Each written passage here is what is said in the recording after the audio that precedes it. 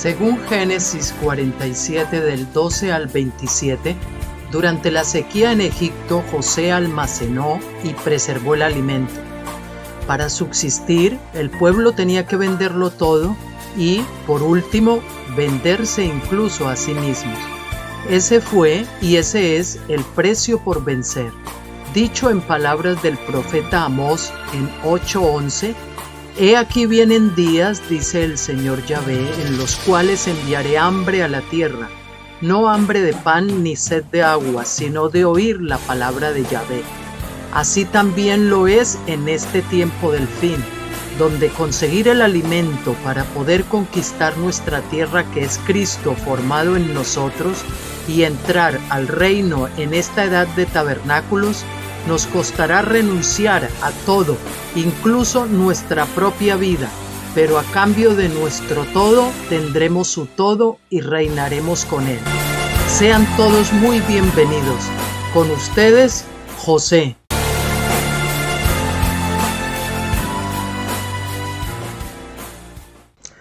Hola, ¿cómo están? Aquí estoy de nuevo con ustedes para terminar este audiolibro de Finisterre, con este capítulo 7 que se titula Oración para cruzar y fructificar, y que ya les anticipaba ayer que ha sido la edición de este año. Pues después de hacer los audios y repasar el libro, pues uno pues le da ciertos retoques, y yo decidí agrupar esos apéndices cortos en el capítulo 6 y añadir este capítulo 7 por sugerencia del Señor. Pues hace 2 o 3 semanas en mi paseo sentí que debía, aparte de relatar un poquito cómo me encontraba yo en esa época cuando estaba a punto de cruzar, pues también hacer una oración que quizás les pueda ayudar a otros que sientan que a ellos les ha llegado el tiempo de morir realmente al yo, a la carne, al viejo hombre, y entrar en el río de la muerte, dejar sepultado ahí a ese viejo hombre y salir del lado de la resurrección, del lado de la vida victoriosa, del lado del reposo de Dios. Y así que vamos a ir con él. Capítulo 7, pues, oración para cruzar y fructificar. 5 de mayo de 2022. Como ven, eso está escrito hace pues apenas 20 días, no llega. En las últimas semanas estoy intuyendo en mi espíritu que en nuestro círculo de influencia o contacto hay algunas personas y parejas que están en trance de cruzar su Jordán. De hecho, estamos en ese kairos. En concreto, estoy pensando en una persona, 2 matrimonios y en un menor grado de otras 3 parejas.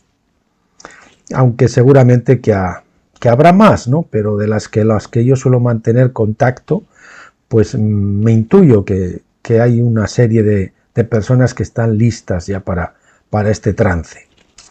Orando al respecto durante mi paseo matutino la mañana del 5 de mayo, creí entender que el Señor me llamaba a escribir este artículo con base en 2 premisas fundamentales que Él nos ha señalado muy claramente hace bien poco.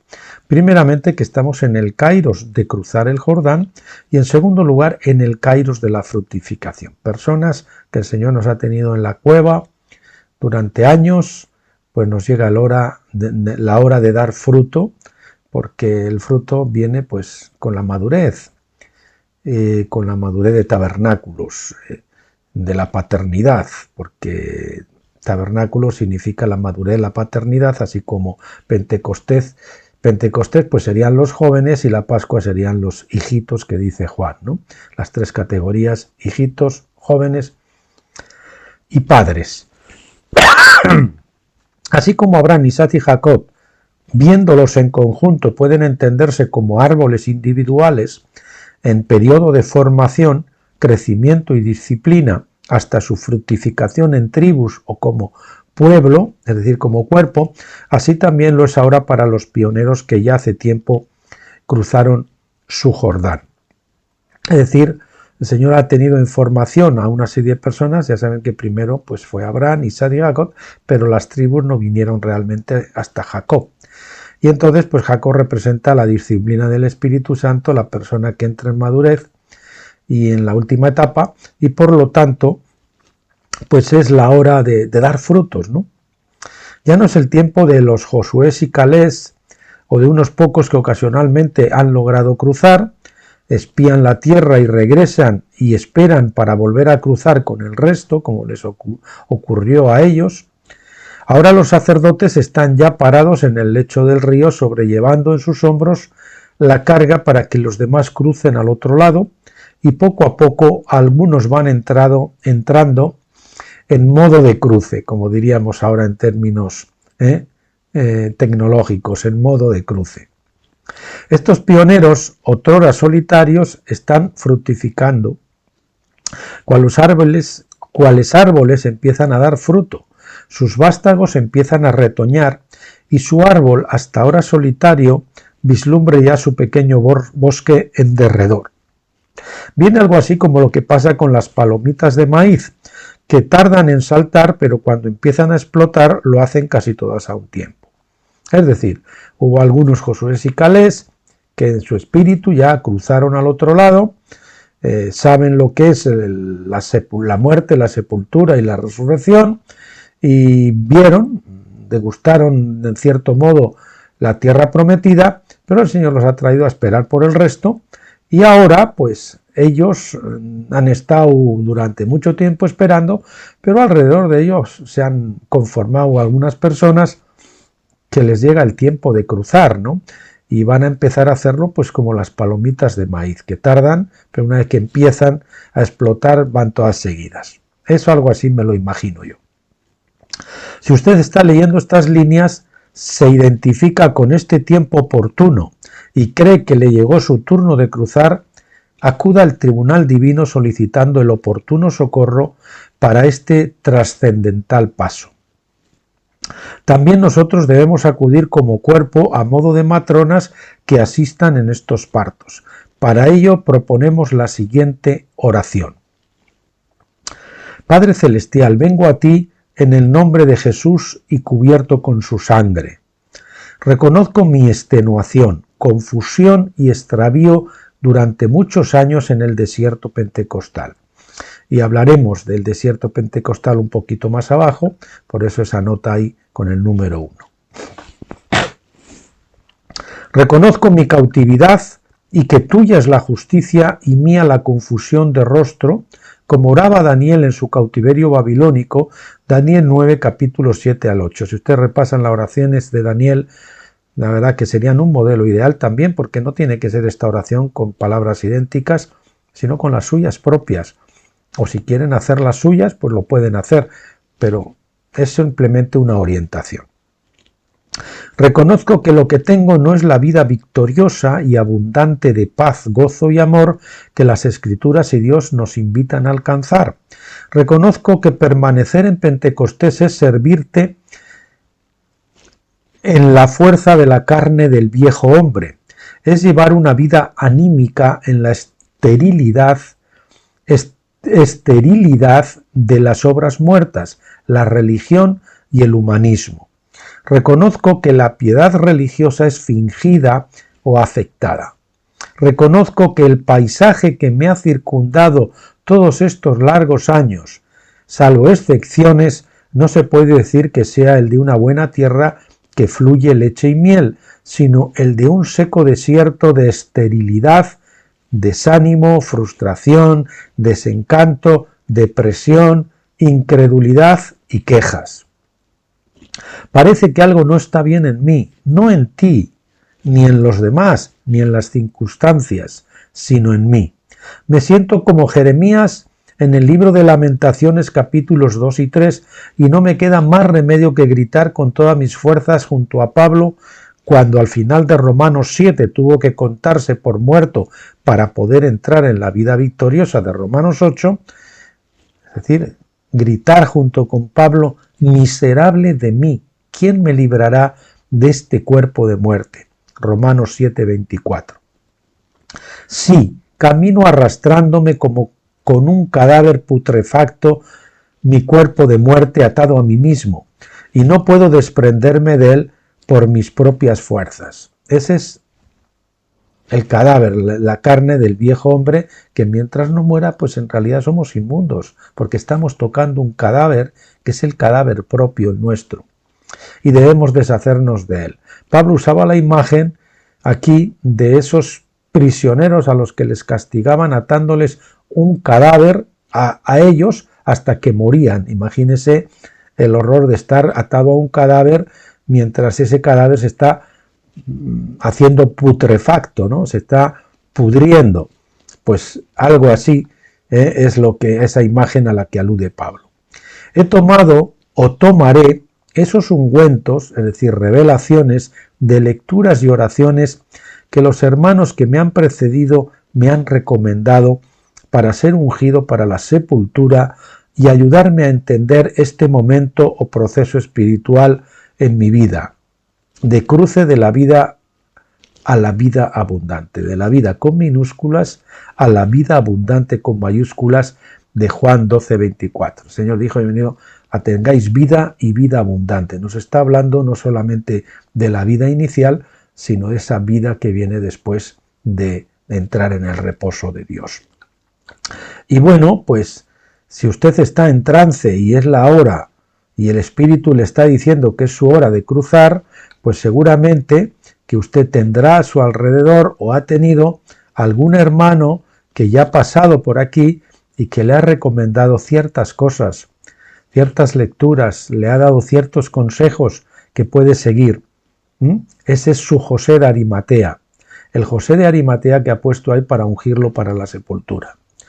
Entiendo que mi alma, el vaso de barro, debe ser totalmente quebrantada hasta la muerte, para que mi espíritu, el perfume de nardo puro, entienden la figura, el espíritu, que es donde mora la vida increada de Dios, está encerrado dentro de nuestra alma, que es el vaso de barro, y por eso tiene que haber un quebrantamiento, y ese quebrantamiento tiene unas fases. Primero suele ser golpe tras golpe tras golpe, que va quebrando esa vasija y va produciendo algunos rotos por los que ocasionalmente fluye de repente la vida increada de Dios, y a veces toca a alguno y alguno se convierte.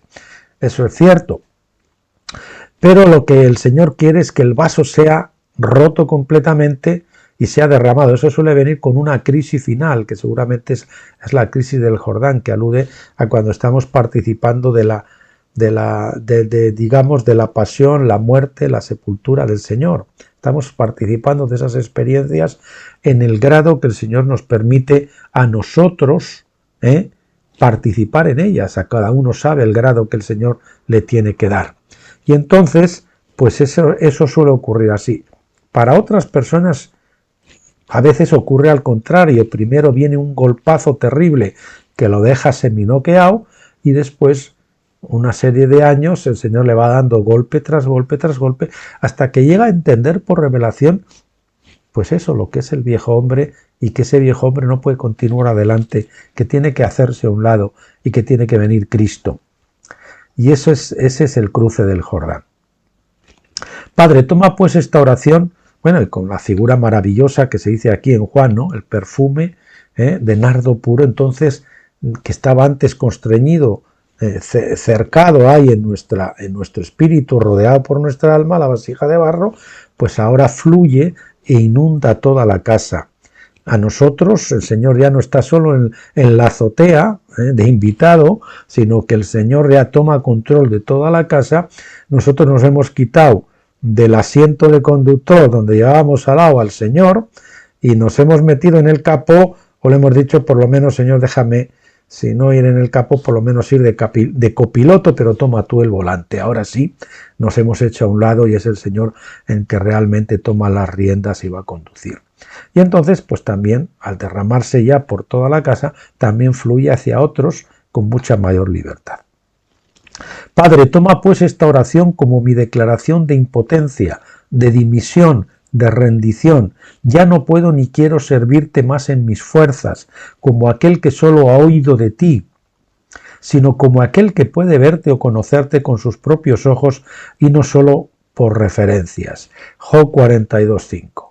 Pues aquí el Señor, cuando estamos en Pentecostés, es como el tío que sabemos que nos han dicho nuestros papás que tenemos en América, claro, los que estamos en Europa, y pues imagínate los que están en América, a lo mejor los que tienen aquí ustedes el tío aquí en España. Pues, y hemos oído de él, incluso hemos hablado con él alguna vez, o nos ha escrito tal, pero no lo hemos visto en persona. Entonces un día viene y le visitamos y entonces ahora sí le vemos realmente. Es lo que le pasó a Job cuando dice aquí, de oídas te había oído, pero ahora mis ojos te ven. Dice, por tanto me declaro crucificado, continúa la oración, por tanto me declaro crucificado y muerto con Cristo, cosas que en semilla recibí en mi justificación y que ahora quiero compartir como experiencias reales. Segunda de Timoteo 2:11. Padre, me has permitido llegar al final de mis fuerzas y experimentar el cáliz de aturdimiento de la cruz hasta las heces, conocer lo que es sentirse como un cadáver andante y entender que mi corazón es más engañoso y perverso que todas las cosas, que el problema estaba en mí, no en nadie más, ni en las circunstancias, ni en ti, solo en mí. Jeremías 17:9. Y te ruego que en alguna manera también me permitas experimentar en mi espíritu la angustia sepulcral de soledad, extrañamiento, encierro y falta de aire de una manera real, para que mi revelación de que debo saborear en alguna manera la sepultura como Jesús lo hizo, sea atestiguada por una experiencia real que permanezca grabada indeleble en mi exterior. Yo cuando me tocó y realmente entré a ese sepulcro, me asesoraba como mi José de Arimatea un hermano que se llamaba Kate Smith, que había sido un obispo anglicano y que él era un líder aquí en España de la Iglesia Apostólica, ya sabes, de estos pentecostales que se suben en las lámparas, en aquel momento, en aquellos tiempos por lo menos, que se subían hasta las lámparas, decían, en las reuniones. Pues él convino conmigo en una fecha y una hora porque yo le dije que sentía en mi espíritu que tenía que ocurrir algo así, que tenía que tener una experiencia de este tipo. Y efectivamente yo entré a ese sepulcro donde yo no iba a hacer absolutamente nada en términos espirituales y pues en aquel tiempo sentí como un encerramiento, como un extrañamiento, como que yo estaba en cierta soledad, me sentía raro, pues como si tuvieses casi una falta de aire, cierta oscuridad, etc. Esas por lo menos son sensaciones que yo experimenté. Y nunca se me olvida. Y estuve allí hasta que de repente pues oí la voz del Señor hablándome con un versículo bíblico después de una semana que estuve así encerrado, diciéndome sal fuera, ¿no? De alguna manera. No fue exactamente ese texto, pero yo sentí que con ese versículo, que ahora mismo no recuerdo cuál es, pues entendí que había terminado mi temporada sepulcral y les puedo decir que después de casi 9 años sentí gozo por primera vez. Verdadero gozo, verdadera alegría. Padre, que esta declaración sea como un certificado de defunción que autorice mi sepultura en las aguas del Jordán, Romanos 6:4, para que pueda andar en la novedad de vida, en la novedad de la vida de resurrección a la que tú me levantarás. Entro pues en el sepulcro, en el que como Lázaro esperaré tu llamado a salir fuera, Juan 11:43, entiendo que aquí las viejas aguas del Jordán de la vida del viejo hombre se cortan para mí y el velo de la carne es rasgado, separando mi alma y mi espíritu. Este es el rasgamiento del velo que nosotros tenemos que experimentar, que es la partición del alma y del espíritu, es la entrada al lugar santísimo para nosotros también. Entiendo que durante el tiempo breve de sepultura debo soltar absolutamente toda actividad espiritual de pensamiento, palabra u obra. Salmo 46:10. Pues los muertos no pueden orar, ni leer la palabra, ni meditar en las cosas espirituales. Solo seguiré con mi rutina de vida en lo natural hasta oír tu voz diciéndome sal fuera. Juan 11:43. Imploro tu ayuda para que así sea y las aguas nuevas de vida del Jordán ahora vuelvan a fluir con la luz de la aurora del nuevo día que irá increciendo hasta la luz perfecta del mediodía. Proverbios 4:18. Ustedes saben que el día bíblico comienza en la tarde. Comienza en la tarde, como el día judío. Se adentra en la noche. No entramos a la vida victoriosa, al contrario, entramos en la noche. Y después de la noche viene el amanecer del nuevo día, como dice el versículo que acabamos de leer, como la luz de la aurora que va en aumento hasta que el día es perfecto. Y después que hemos entrado ahí en la etapa de la madurez, tenemos que crecer a la estatura de un varón perfecto, que eso sería cuando el sol le ha alcanzado la vertical del nuevo día, del meridiano. Ese es el ejemplo que les puedo dar para que puedan entender a qué nos estamos refiriendo. Padre, ante tu tribunal pido que como ataste las aguas del Jordán, ates ahora a todos mis enemigos físicos o espirituales y circunstancias deteniendo las aguas para que pueda cruzar. Aparta de mí cualquier temor para que confíe en ti. Padre, te doy gracias por haberme concedido participar de los padecimientos de Cristo para llegar a ser un vencedor que entra en tu reposo en Gilgal y después conquista el reino y reina con Jesús. Filipenses 3:10, segunda de Timoteo 2:12, primera de Pedro 4:13. Pueden ver esas lecturas. Bueno, como les he estado explicando ciertas cosas mientras hacía la oración, se la voy a leer completa, sin interrupción, para que ustedes, si quieren, la puedan seguir en sus mentes o repetir sus palabras, si es que les parece que puede ser un modelo también adecuado para ustedes. Comencemos entonces. Oración. Padre Celestial, vengo ante ti en el nombre de Jesús y cubierto con su sangre. Reconozco mi extenuación, confusión y extravío durante muchos años en el desierto pentecostal. Reconozco mi cautividad y que tuya es la justicia y mía la confusión de rostro, como oraba Daniel en su cautiverio babilónico. Daniel 9, capítulos 7 al 8. Reconozco que lo que tengo no es la vida victoriosa y abundante de paz, gozo y amor que las Escrituras y Dios nos invitan a alcanzar. Reconozco que permanecer en Pentecostés es servirte en la fuerza de la carne del viejo hombre, es llevar una vida anímica en la esterilidad de las obras muertas, la religión y el humanismo. Reconozco que la piedad religiosa es fingida o afectada. Reconozco que el paisaje que me ha circundado todos estos largos años, salvo excepciones, no se puede decir que sea el de una buena tierra que fluye leche y miel, sino el de un seco desierto de esterilidad, desánimo, frustración, desencanto, depresión, incredulidad y quejas. Parece que algo no está bien en mí, no en ti ni en los demás, ni en las circunstancias, sino en mí. Me siento como Jeremías en Lamentaciones capítulos 2 y 3, y no me queda más remedio que gritar con todas mis fuerzas junto a Pablo, cuando al final de Romanos 7 tuvo que contarse por muerto para poder entrar en la vida victoriosa de Romanos 8, miserable de mí, ¿quién me librará de este cuerpo de muerte? Romanos 7:24. Sí, camino arrastrándome como un cadáver putrefacto, mi cuerpo de muerte atado a mí y no puedo desprenderme de él por mis propias fuerzas. He tomado o tomaré esos ungüentos, revelaciones, de lecturas y oraciones que los hermanos que me han precedido me han recomendado para ser ungido para la sepultura y ayudarme a entender que este momento o proceso espiritual en mi vida,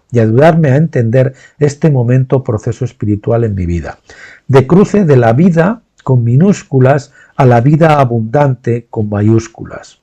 Juan 12:24. Entiendo que mi alma, el vaso de barro, debe ser totalmente quebrantada hasta la muerte para que mi espíritu, el perfume de nardo puro, sea derramado, inunde todo mi ser y pueda fluir libremente hacia los demás. Vean Marcos 14:3, Juan 12:3. Padre, toma pues esta oración como mi declaración de impotencia, de dimisión, de rendición. Ya no puedo ni quiero servirte más en mis fuerzas como aquel que solo ha oído de ti, sino como aquel que puede verte o conocerte con sus propios ojos y no solo por referencias. Job 42:5. Por tanto, me declaro crucificado y muerto con Cristo, cosas que en semilla ya recibí en mi justificación y que ahora quiero compartir como experiencias reales. Segunda de Timoteo 2:11. Padre, me has permitido llegar al final de mis fuerzas y experimentar el cáliz de aturdimiento de la cruz hasta las heces, conocer lo que es sentirse como un cadáver andante y entender que mi corazón es más engañoso y perverso que todas las cosas, como dice Jeremías 17:9. Y te ruego que en alguna manera también me permitas experimentar en mi espíritu la angustia sepulcral, entre comillas, de soledad, extrañamiento, encierro y falta de aire de una manera real, para que mi revelación de que debo saborear en alguna manera la sepultura como Jesús lo hizo, sea atestiguada por una experiencia real que permanezca grabada indeleble en mi interior. Padre, que esta declaración sea como un certificado de defunción que autorice mi sepultura en las aguas del Jordán, Romanos 6:4, para que pueda andar en la novedad de la vida de resurrección a la que tú me levantarás. Entro pues en el sepulcro en el que, como Lázaro, esperaré tu llamado a salir fuera. Juan 11:43. Entiendo que aquí las aguas viejas del Jordán de la vida del viejo hombre se cortan y el velo de la carne es rasgado, separando mi alma y mi espíritu. Entiendo que durante el tiempo breve de sepultura debo soltar absolutamente toda actividad espiritual de pensamiento, palabra u obra. Salmo 46:10. Pues los muertos no pueden orar, ni leer la palabra, ni meditar en las cosas espirituales. Solo seguiré con mi rutina de vida en lo natural hasta oír tu voz diciéndome, sal fuera. Juan 11:43. Imploro tu ayuda para que así sea, y las aguas nuevas de vida del Jordán ahora vuelvan a fluir con la luz de la aurora del nuevo día, que irá increciendo hasta la luz perfecta del mediodía. Proverbios 4:18. Padre, ante tu tribunal pido que como ataste las aguas del Jordán, ates ahora a todos mis enemigos físicos o espirituales y circunstancias, deteniendo las aguas para que pueda cruzar. Aparta de mí cualquier temor para que confíe en ti. Padre, te doy gracias por haberme concedido participar de los padecimientos de Cristo para llegar a ser un vencedor que entra en tu reposo en Gilgal y después conquista el reino y reina con Jesús. Filipenses 3:10, segunda de Timoteo 2:12 y primera de Pedro 4:13. Bien, si usted ha decidido hacer esta oración y entra en el sepulcro, lo que usted va a convertir es lo que hizo el Señor cuando abandonó su espíritu en manos del Señor. Usted se abandona completamente en manos del Señor y espera en que el Señor lo resucite. Espero que lo entienda. Por favor, lea y medite en esto varias veces, incluyendo las referencias bíblicas. Están todas ellas enlazadas y solo tiene que hacer clic. También pueden serle útiles las lecturas que enlazamos al final de este artículo. No tiene por qué orar literalmente las mismas palabras, puede usar las suyas propias en este mismo espíritu. Incluso puede usar las palabras de la oración de Daniel en Daniel 9, 4 a 19. Si usted no está absolutamente persuadido en su espíritu de que este sea su tiempo oportuno para cruzar el Jordán, de que está en absoluta obediencia y de que según su leal saber y entender ha satisfecho todas las demandas que el Señor le haya hecho hasta la fecha de apartar todos los ídolos de su corazón, no se involucre en esto. Si usted no está completamente seguro, no lo haga, pues no le va a funcionar y solo conseguirá añadir más dolor y frustración a los que ahora mismo esté arrastrando. Gracia, misericordia y paz a todos. José. Y entonces la nota, que era para el tema de los pentecostales. Como persona que atravesó la etapa pentecostal durante 9 años muy difíciles y que vivió entre los pentecostales por un total de 20 años, soy consciente de que los hermanos aún ubicados en esta etapa piensan que los que están en el desierto son los que todavía están en la etapa de la Pascua y que ellos ya están disfrutando de los frutos del reino, los panes sin levadura y las espigas nuevas tostadas. Josué 5:11. Solo imploro a mis amados pentecostales que no se ofendan y que no traten de fingir sobre lo que ellos sienten en su interior y sobre las circunstancias que les circundan. Reconozcan que el pueblo de Israel en el desierto ostentó con profusión los dones y los milagros, pero era un pueblo obstinado en la voluntad de su carne que operaba en la rebelde fuerza anímica del hombre viejo, que no había entrado en su destino final en la tierra prometida.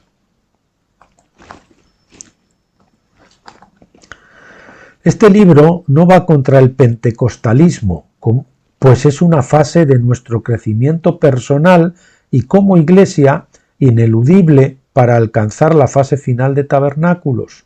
La misión de Tabernáculos es precisamente llevar al hombre viejo a la extenuación, para que pueda desistir en su empeño en servir a Dios carnalmente y entonces vuelva en sí, tomando las palabras del hijo pródigo en Lucas 15:17, cuando deseaba comer las algarrobas de los cerdos y no se las daban. Él estaba en ese mismo proceso en el que usted está, si es su hora de regresar a la casa, de cruzar el Jordán. Y esté dispuesto a regresar al hogar, a la casa del Padre. A todos nos es necesario llegar al fondo de nosotros mismos y morir para poder entrar en la vida ambulante. Y aquí tenemos otro ejemplo maravilloso, perdonen el inciso, de esas 3 fases. Tenemos al hijo menor, el hijo mayor y el padre. El hijo menor, que es el hijo menor, pues rebelde, que comete muchos pecados kosher y que pues anda por ahí, le gusta vivir la vida y todo eso, ¿no? Y después tenemos ese hijo, al final vuelve a casa. Y en la parábola luego tenemos al hijo mayor, que representa la etapa intermedia, que es el hijo mayor amargado, porque ve que el padre no le da. Es el hijo que se siente en la casa, pero no se siente hijo porque no tiene ni la confianza para tomar un cordero cuando él quiere. Está amargado y la parábola del hijo pródigo no nos deja saber si al final entra o no entra en la casa. Y por eso es tan difícil este paso, porque hay muchos que están llegando aquí y han saboreado la copa de la cruz hasta las heces, el cáliz de aturdimiento hasta las heces, como hemos dicho antes, y entonces están amargados, pero tienen que tomar una decisión. Si siguen en la amargura, van a ser desechados y se van a quedar ahí estancados. Tienen que arrepentirse de su amargura y aceptar su situación y aceptar su fracaso, su frustración y pedirle al Padre que los pase al otro lado, que los cruce al otro lado. No apueste por la amargura, sino apueste por la siguiente etapa, por mucho que duela y por mucho que le cueste. Este es un tiempo similar a la transición de la Pascua a Pentecostés. No sean como los cristianos judaizantes de aquel tiempo que solo estuvieron dispuestos a abandonar las viejas prácticas religiosas del templo, los sacrificios, etc., cuando el juicio de Dios cayó por medio de la mano de Tito, destruyendo el templo y provocando un nuevo cautiverio de hierro en una nueva dispersión. A muchos que han llegado aquí y no han querido obedecer y han preferido amargarse y se han aliado con el pecado, con la amargura, en lugar de plegarse al Señor y reconocer que el Señor es el que tiene la razón y aceptar la copa que les haya dado, aunque le haya tocado perder un hijo, aunque le haya tocado divorciarse, aunque le haya tocado sufrir un adulterio, no sé lo que el Señor ha permitido, la prueba tremenda que haya permitido en su vida para pegarle el hachazo final. Pero usted tiene que decidir, a pesar de que le duela, apostarse y inclinarse del lado del Dios, no del lado del pecado. Si usted se alía con el fornicario, con el incestuoso o con el otro porque lo ama y entonces, aunque el Señor le está diciendo, mira, es mejor que lo dejes y que te vengas tú si él no quiere venir, por ejemplo, ¿no? Pues si usted apuesta por no y dice, no, y se queda ahí porque no está dispuesto a dejar al hijo atrás o a la esposa atrás o cualquier cosa que el Señor le está demandando, no está dispuesto a sacrificar ese último ídolo, sea lo que sea, su trabajo, su hijo, su esposa, no lo sé. Entonces usted está en una situación muy delicada porque realmente va a sufrir las heces de la amargura mucho tiempo. Entonces, también déjenme que les diga, estamos en este Kairos de Dios, en este año 2022 y ya desde un tiempo acá, en la época de transición de la época de Pentecostés a la edad de tabernáculos. Y está pasando con los pentecostales lo mismo que pasó con los judíos que estaban en la Pascua y no querían entrar en Pentecostés, incluso con los primeros convertidos cristianos que todavía se negaban a dejar el viejo pacto, los viejos ritos, el templo y todo eso, y entonces, fíjese, se fue el ministerio de Pablo, luchar contra los judaizantes tanto tiempo, ¿no? Esos judaizantes que tiraban tanto que hasta el propio Pedro tuvo que ser reprendido por Pablo. Pues ahora mismo hay muchos pentecostales que están en esa misma situación y se niegan a abandonar ciertos principios erróneos y ciertas cosas que estaban ahí en Pentecostés y no quieren avanzar a la nueva cosa que el Señor está haciendo, a la revelación de tabernáculos que el Señor está trayendo ya desde el año 60, 50 o 60 del siglo pasado para acá. Entonces, tengan en cuenta esto, que tenemos que dejar de judaizar, entre comillas, como judaizaron los primeros cristianos, o aquellos judíos que no quisieron ni siquiera abrazar el cristianismo. Estaban en la Pascua, pero no quisieron entrar a la edad de Pentecostés. Esa es exactamente la misión del Espíritu, que tras una luna de miel nos lleva a la luna de hiel. También Cristo, después de ser bautizado en agua y en el Espíritu, que para él ocurrió el mismo día, como saben, fue llevado al desierto para ser tentado y acabó extenuado, pero salió victorioso. Los ángeles le ministraron y pudo regresar en el poder del Espíritu y ahora sí ministrar en novedad de vida. Yo suelo decir, queridos hermanos, que el Espíritu Santo cuando viene para llevarnos al hoyo. Y ese es el bautismo de sufrimiento, ese es el bautismo de fuego que muchos han rechazado y por lo tanto se han quedado sin transformar. Vea ustedes cristianos en la iglesia que no han cambiado un ápice, que siguen siendo igual o peor que antes de que los gentiles, que los incrédulos. Amados hermanos pentecostales, permítame repetirles la frase de George Warnock: no se trata de regresar a Pentecostés, sino de avanzar a tabernáculos. Les dejo ahora con un extracto del estudio del libro de Apocalipsis de Stephen Jones para que entiendan que estar en el desierto no es algo negativo absolutamente, sino un tiempo para recibir revelación y alimento de la palabra de Dios y pasar a la siguiente fase de maduración. Lecturas recomendadas. Esta es la primera que les digo ahora. Redimiendo el tiempo del desierto. Este es el pasaje de Stephen Jones. Cuando Apocalipsis 12:6 habla del desierto, Juan usa la palabra griega eramos, que significa un lugar solitario, desolado, desértico, deshabitado. Como de costumbre, aunque Juan usa el griego para expresar su revelación, está pensando con una mentalidad hebrea, por lo que debemos volver a la palabra hebrea para desierto, que es mikbar. La palabra hebrea describe un lugar no tan desolado como la palabra griega, porque incluye pastos y no incluye un desierto. O sea, tenemos que tener en cuenta, es muy importante para que le quitemos el sentido peyorativo que le hemos dado a esa palabra.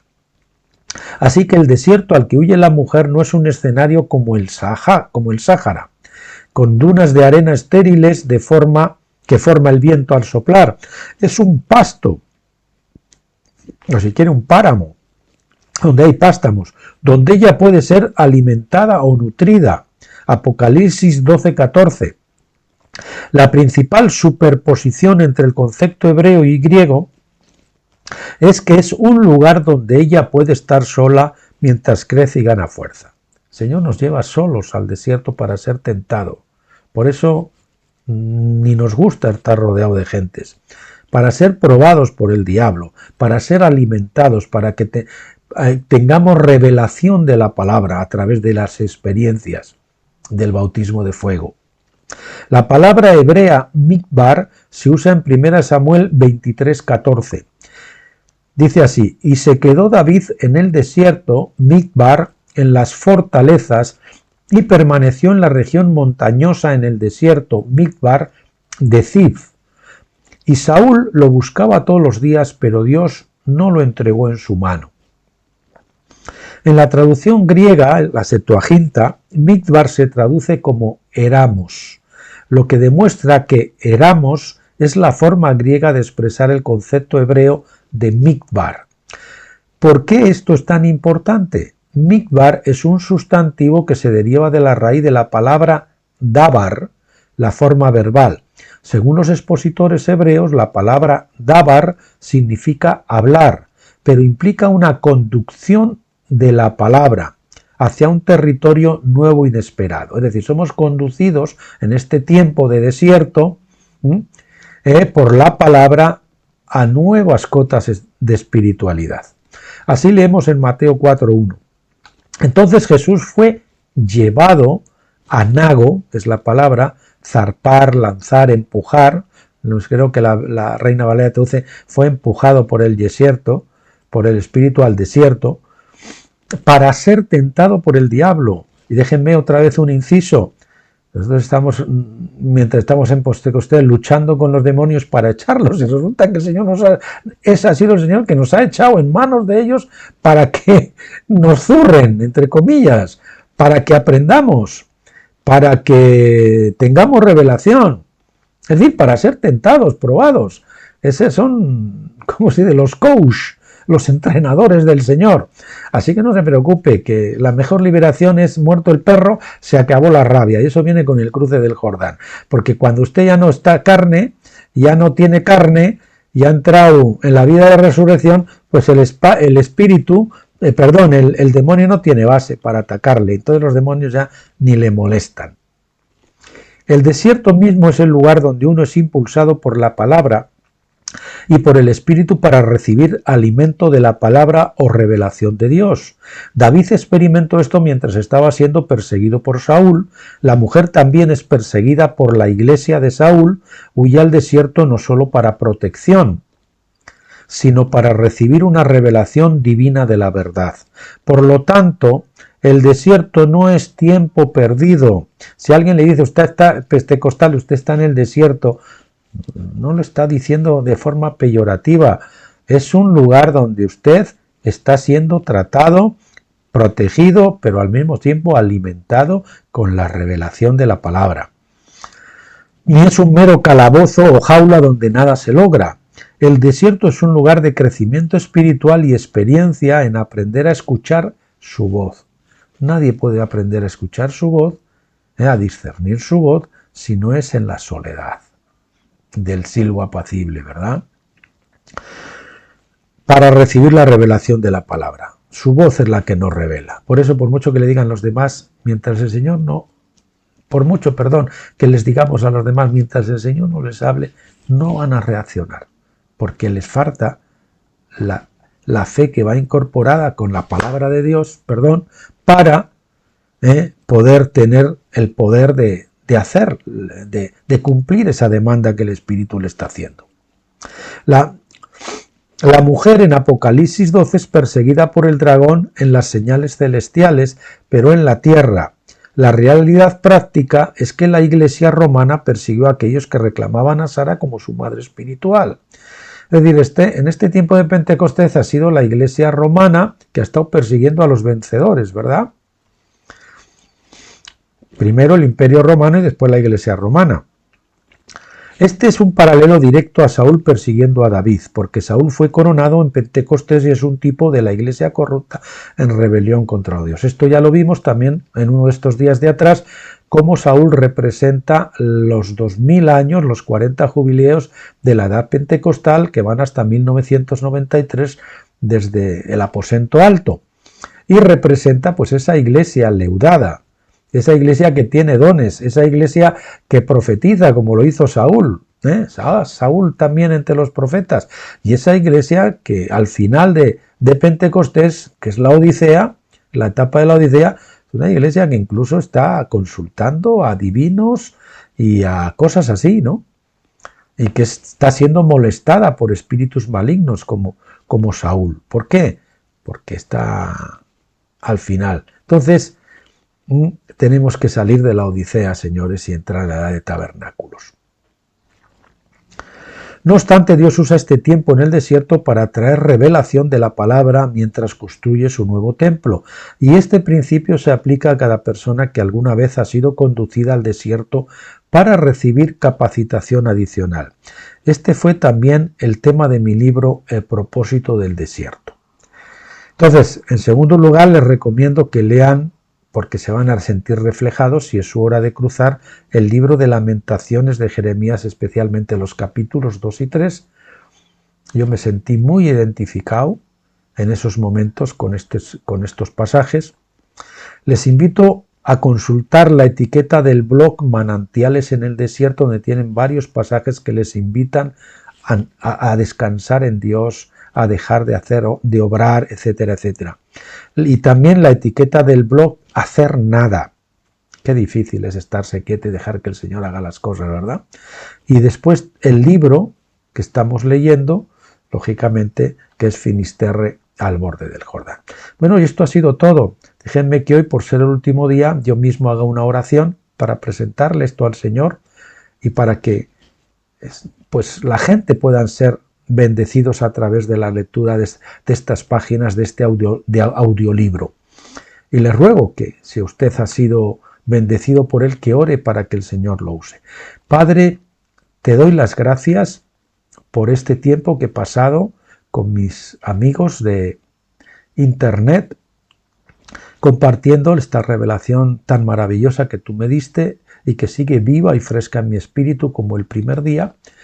Y Padre, yo te pido que tú uses a tus ángeles, que uses a los hermanos, que uses a pastores, que uses a personas en los que caiga este libro para ayudarles a cruzar y que ellos mismos, Señor, sean transmisores de esta palabra para que muchos en este kairos de cruce del Jordán y de fructificación puedan entrar del otro lado.